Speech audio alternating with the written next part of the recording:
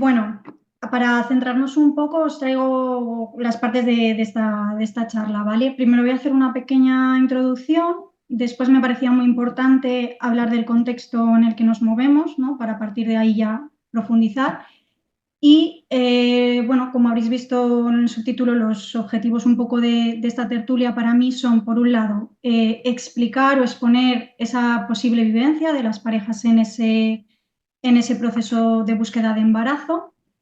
Eh, por otro lado, también hablar sobre los mitos que hay alrededor, que hay muchos. Y por último, pues bueno, hacer una propuesta un poco general de cómo se puede abordar en consulta o qué asesoramiento se les puede dar desde muchos ámbitos, creo yo, ¿no? Si se tiene el conocimiento suficiente. Bueno, no lo he mencionado, pero también yo he trabajado durante año y medio en una clínica de reproducción asistida, entonces he tenido mucho contacto con personas con problemas de infertilidad, ¿no? Un poco lo que os traigo, aparte de ese interés personal que tengo, es sobre todo en base a mi experiencia y también en base a lo que he leído de otros profesionales de diferentes ámbitos, psicólogos, ginecólogos, matronas, sexólogos, porque al prepararme esta tertulia la verdad es que me choqué así con un muro porque había muy poca información. Podemos encontrar mucha información de la sexualidad en el embarazo, en el posparto, en la crianza, de cómo conseguir biológicamente ese embarazo, pero no de lo que es la experiencia y la vivencia de esas personas, ¿no? Al igual que ha dicho Noelia, tengo que aclarar que voy a utilizar el término mujer para hablar de todas aquellas personas pues, que tienen genitales femeninos y que pueden gestar, ¿no? Y hombre, como todas esas personas con genitales masculinos y que pueden engendrar. Como todos sabemos, la maternidad, la paternidad, ¿no? Lo típico se dice, si algo es lo que te cambia la vida es ser madre o ser padre, sabemos que es una experiencia vital y sexual muy determinante que va a modificar radicalmente la vida de todo el mundo. Hemos pasado de una época en la que tener hijos era prácticamente una obligación, se daba por hecho, a supuestamente, ¿no? Hoy en día que tenemos hijos por un deseo. Leí esta frase de Miriam Sobrino, que es sexóloga, me gustó mucho, y dice que el hecho ya de desear tener un hijo, independientemente de si ese hijo llega o no, es el primero o el segundo, ya va a colocar a las personas en otro lugar en el mundo, ¿no? Su identidad va a cambiar, sus pensamientos van a cambiar. Entonces esto también hay que tenerlo en cuenta. Y bueno, ¿en qué contexto nos movemos? ¿Qué tenemos hoy socialmente? Pues desde mi punto de vista, pues como sabéis, seguimos teniendo, por desgracia, una educación sexual y reproductiva bastante pobre. Además, también en el momento en el que vivimos, la fertilidad a veces parece un reto en todos los ámbitos de la vida. Y lo que comentaba, que sigue habiendo todavía muchos mitos, ¿no? Desde que somos jóvenes sabemos, o niños casi, cómo no quedarnos embarazadas o cómo no dejar embarazada a una mujer, pero hay una gran falta de conocimiento sobre cómo funciona nuestro cuerpo, cómo funciona nuestra fertilidad. Y bueno, yo esto me lo he ido encontrando en conversaciones con las parejas, ¿no? Como ahora os detallaré.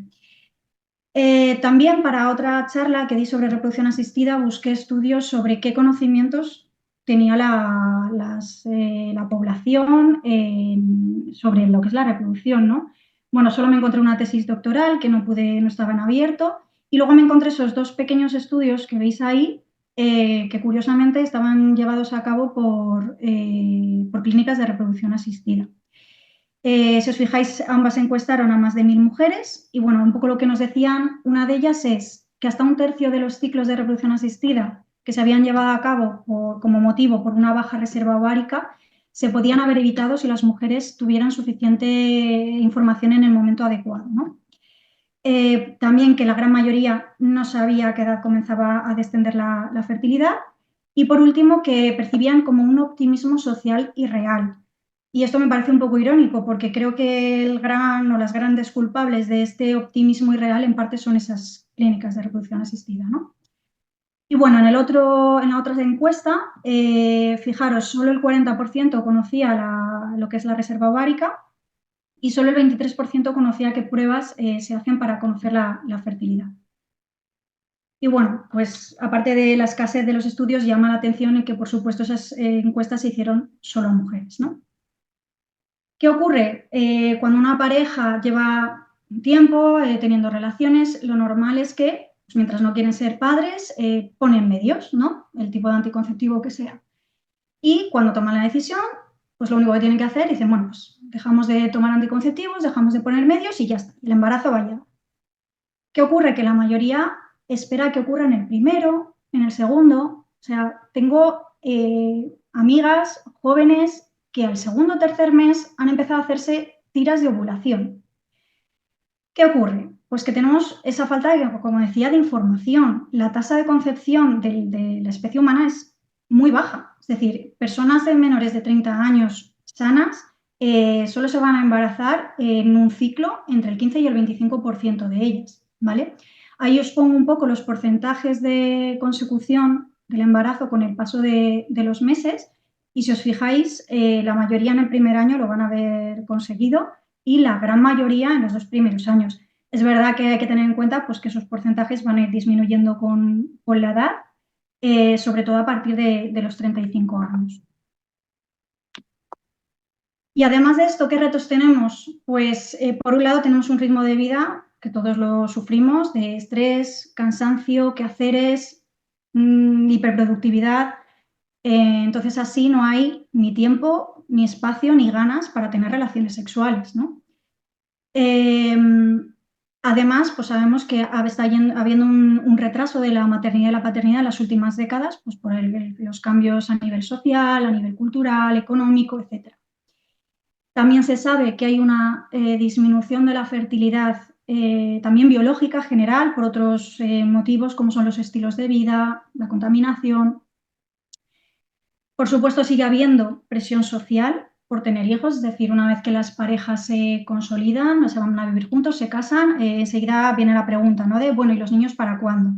Bueno, pues eso socialmente está ahí, que muchas veces nos olvidamos de ese contexto y también es importante.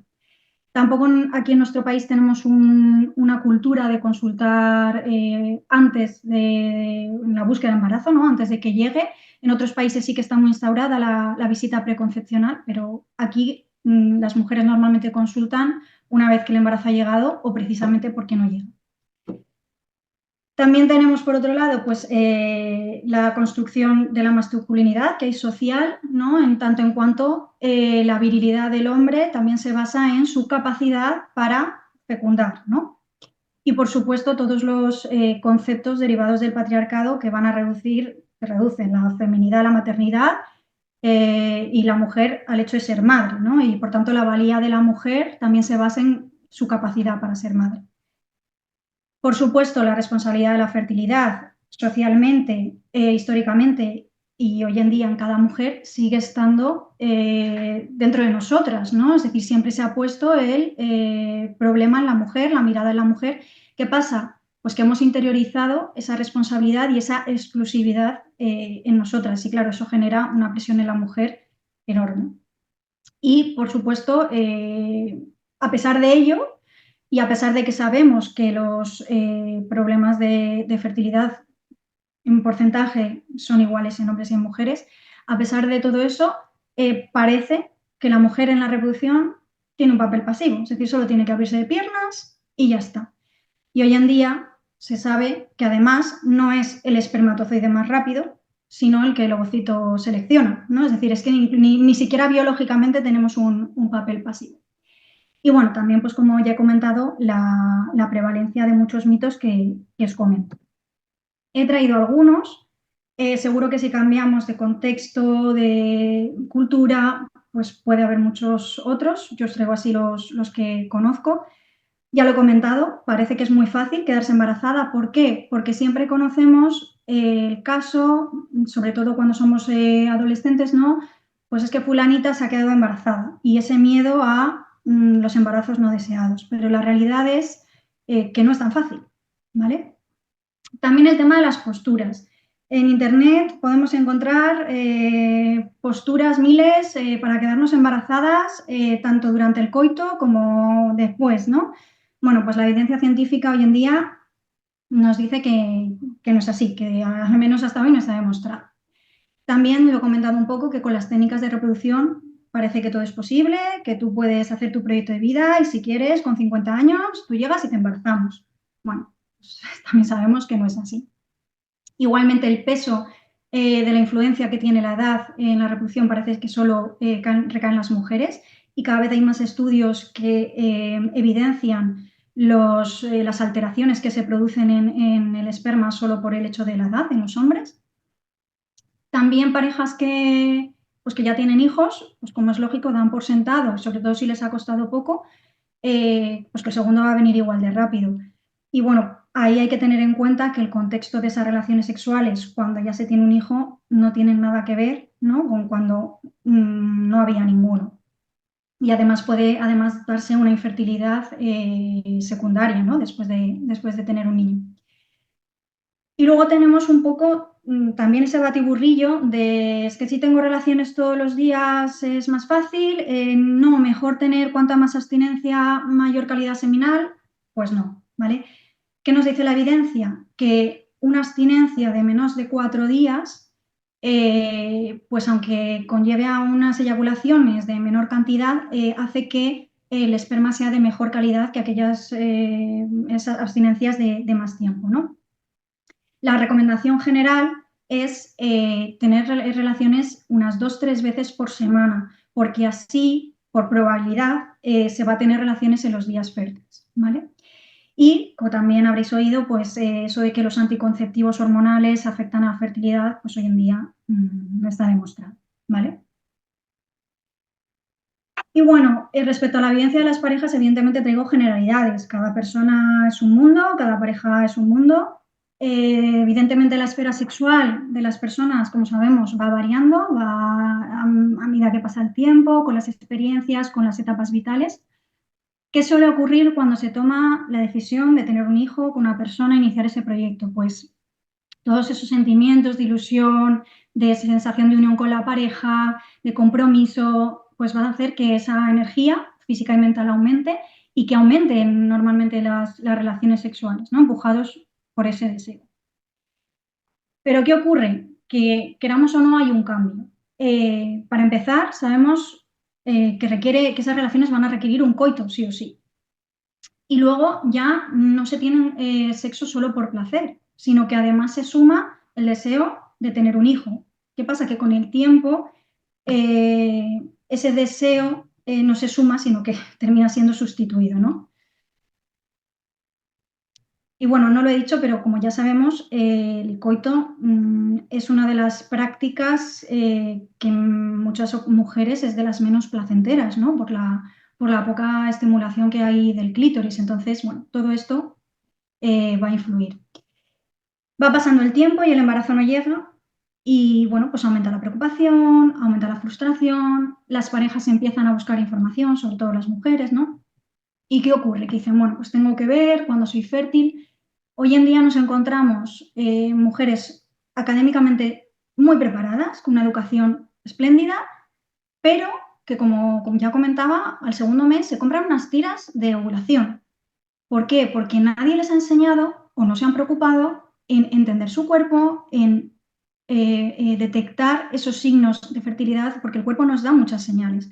Y si aprendemos a escucharlo, podemos saber cuándo somos fértiles, ¿no?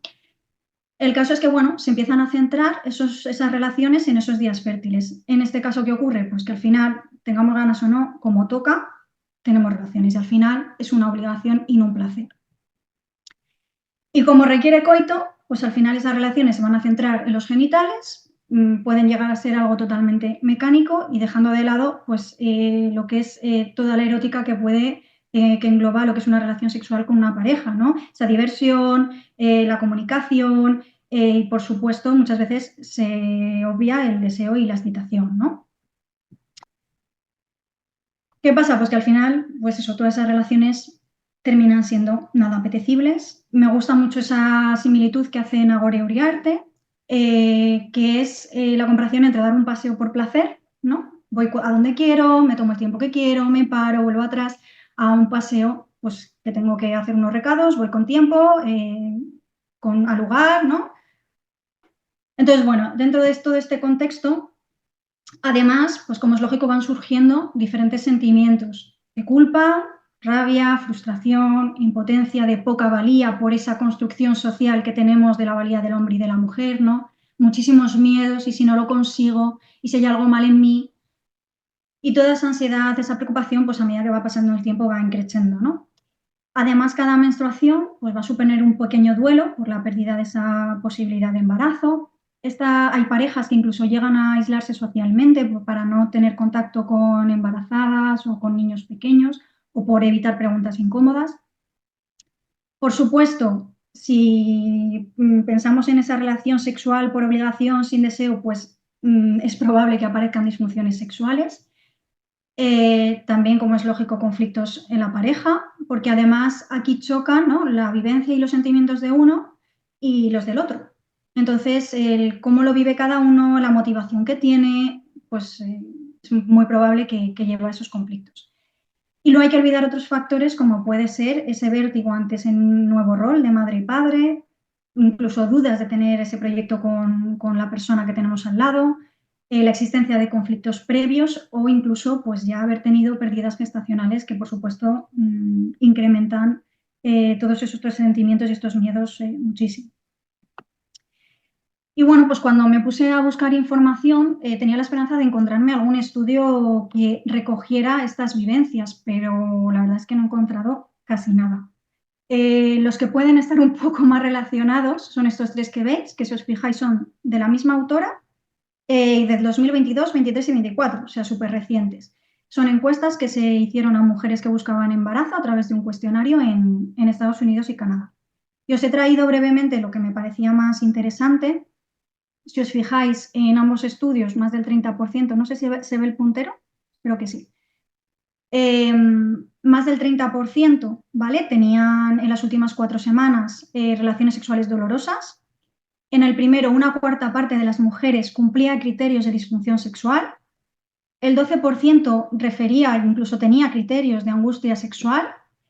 Y aunque el 80% había hablado sobre su deseo de concepción, solo el 70% de ellas, de las que sí habían hablado con un profesional, solo el 70% había hablado de su vida sexual. Además, este estudio recoge los motivos, que bueno, son deducibles, no me puedo extender, pero... Y luego el otro, pues también casi un 25% de deseo o interés sexual nulo, bajo, muy bajo, un 16% de niveles bajos o muy bajos de excitación durante las relaciones y un 17% de insatisfacción moderada o mucha, ¿no?, con su vida sexual. Y del último estudio he rescatado la conclusión, pues bueno, que dice que las disfunciones sexuales en mujeres, porque claro, solo en entrevista a mujeres, previas a la concepción, sobre todo la angustia y el coito doloroso, se asocia a un retraso en la concepción, como es lógico y evidente. Entonces, es verdad que me alegró encontrar estos estudios, pero hay que hacer la crítica, es que están hechas solo en mujeres. Parece que en este caso el hombre aquí no pinta nada, ni un extremo ni el otro, ¿no? Además, fijaros, están hablando de las relaciones sexuales 4 semanas previas, están buscando embarazo, es decir, las mujeres seguimos teniendo relaciones sexuales a pesar del dolor, de la insatisfacción y de la angustia. Y claro, si sumamos el deseo de embarazo, pues ya mucho más. También se busca el hablar de sexo, ¿no?, a través del embarazo, pero parece que no hay otros motivos por los que haya que hablar de sexo. Y al final se pone ese peso, esa importancia de las relaciones en la búsqueda de embarazo sin pensar en la importancia que puede tener para una persona para su bienestar o su salud. Y bueno, ¿cuáles son los motivos por los que las parejas pueden llegar a una consulta ¿no?, relacionado con este proceso, con este tema? Pues el primero y el más habitual, no me quedo embarazada, no sé qué ocurre, y lo más probable es que busquen encontrar la causa y solucionar. También puede que consulten porque existen previamente o aparezcan disfunciones sexuales que van a dificultar el coito y entonces pues quieran resolverlas para poder tener un coito y poder lograr el embarazo. O también porque haya conflictos de pareja que incluso incluso no les impida tener relaciones, ¿no? Y entonces quieran resolverlos para continuar con esa búsqueda. Dentro de ese primer contacto, pues lo primero que yo creo que hay que hacer es plantearse si hay que derivar o no y qué profesionales pueden ayudarles. En el caso de que nosotros podamos ayudarles, habrá que hacer una valoración más en profundidad. Por supuesto, hay que incluir a ambos miembros de la pareja. Es probable que solo acuda uno de ellos. Entonces, hay que trabajar con los dos, valorarles a los dos y a lo mejor después de tener toda esa información hay que volver a plantearse si derivar o no. En el caso de que se queden en nuestra consulta, pues habrá que analizar bien con ellos la situación, hacerles una devolución, ¿no?, de lo que nos llega, de lo que vemos como profesionales y proponerles un trabajo para trabajar su sexualidad. Para mí hay 4 pilares fundamentales, que son estos 4 bueno, que expongo, que he ido rescatando, ¿no?, de retales y así lo he configurado. Por un lado sería la educación sexual y reproductiva, porque como sabemos siempre va a haber que dar algo, mucho, poco, regular, pero lo más probable es que algo haya que dar, que explicar.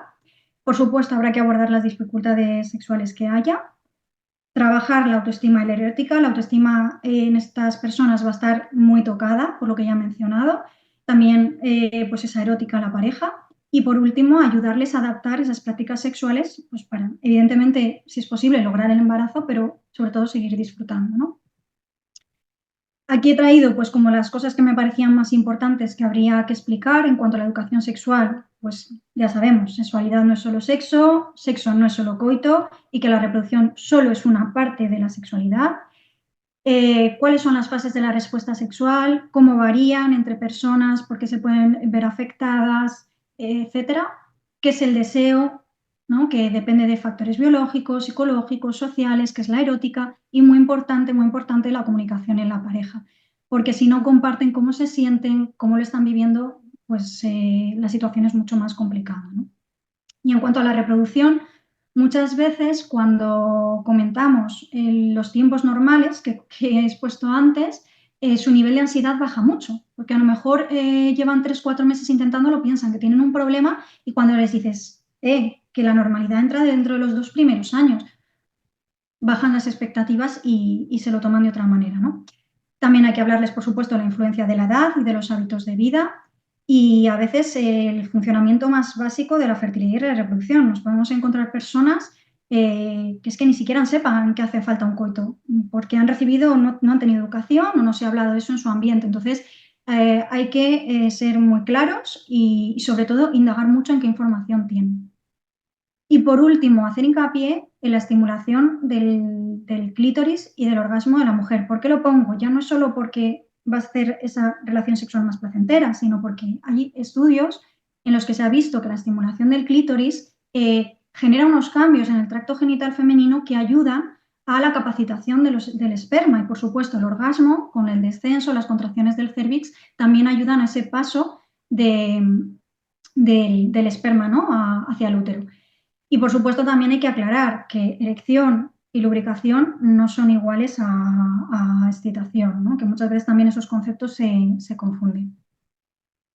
Y bueno, en cuanto a esa adaptación de las prácticas, pues lo ideal sería que desvincularan la sexualidad de la reproducción, es decir, que tengan prácticas sin coito por el mero hecho de disfrutar ese momento, ese sexo, y que si en el momento fértil no les apetece tener relaciones, pues que se permitan no tenerlas, que no se fuercen, ¿no?